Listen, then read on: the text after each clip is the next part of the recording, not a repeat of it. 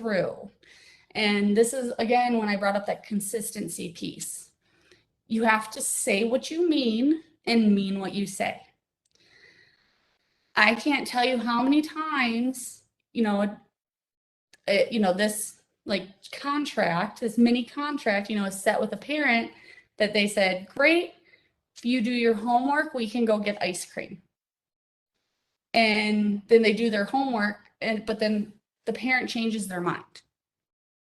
And they're like, oh, well, we'll go get it at some other time.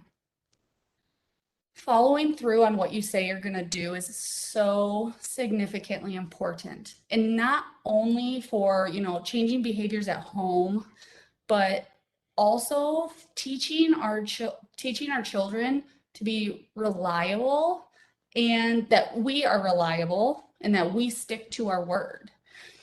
Because if they learn that we say what we mean, that means that that's going to increase their compliance with our directions later as well.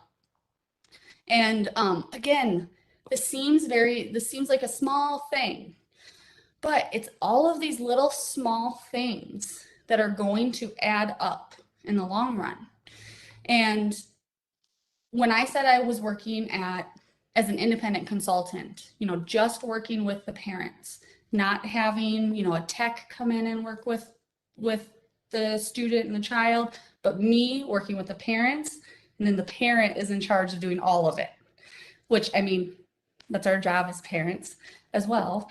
But I saw way better changes in behavior than I did if there was a tech there, because the parents are learning how to do these small things. And really, they're also learning how to fit them into their daily routine and their daily schedule and keep them consistent, because consistency and following through are key. So just a reminder with the follow through, we don't want to change our mind on a reward. We don't want to offer something that we can't follow through on. And we don't want to threaten something that's not going to happen. That's probably the one that I have seen the most, is threatening something that is just, it's not going to happen. And trust me, kids learn that. And they learn when it's just an empty threat, basically. So one of the big ones I hear nowadays, because of all of the electronics that our kids have, are, I'm going to take your tablet away for a month. And when I hear that from a parent, I say, are you actually taking it away for the full month? And they say, oh no, maybe a couple days. I was like, okay, great. Let's just change what we say then. Just flip what we say a little bit. Not a big change, but a little bit. So instead of saying, I'm going to take your tablet away for a month, which, after hearing that a few times, your child is going to learn that, no, you're not. Say, great, your tablet is coming with me for the rest of the night. You can earn it back tomorrow, or, a couple days. Do whatever you're going to be able to do to stick with it. And again, all of these that we've gone over so far, these all have to work for you and your family and your schedule. And that's the really nice thing about all of these, is that they can all be individualized to you and your child and your family dynamics as a whole. Not one thing is going to work for everybody. I wish I could say I had that anecdote, that antidote that just says, here's the one thing you can do to just fix everything. But unfortunately, that's not how this is. And it's really about figuring out how you can make this work for you. My life is not the same as yours, and I fully acknowledge that. And so, that's why we have to figure out how to make it work for us. And so one of the other very, very important things, and this is a hard one.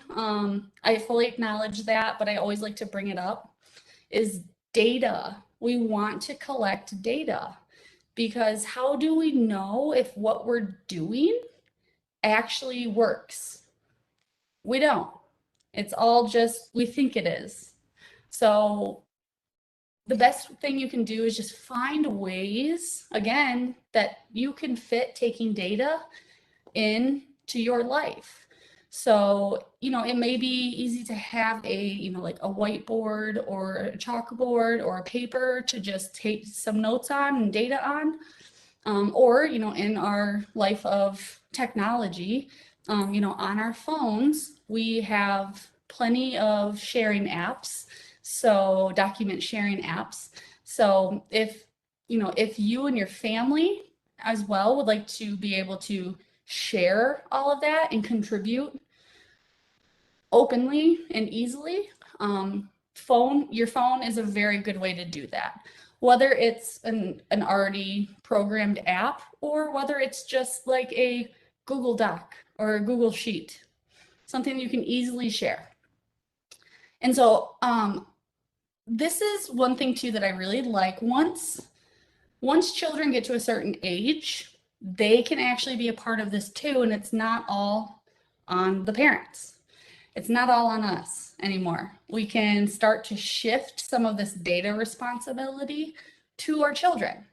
And this is really great because this actually helps teach them self-awareness in their behaviors and what their routines are they what their goals are they making their goals, and also in responsibility. It keeps them accountable to somebody else other than themselves. They're not only responsible to themselves, but they're checking in, they're having follow-up meetings, and really establishing that self-awareness and the responsibility are very important. So I did want to go through just a couple examples that you could do at home, and kind of explain them and why we would use those.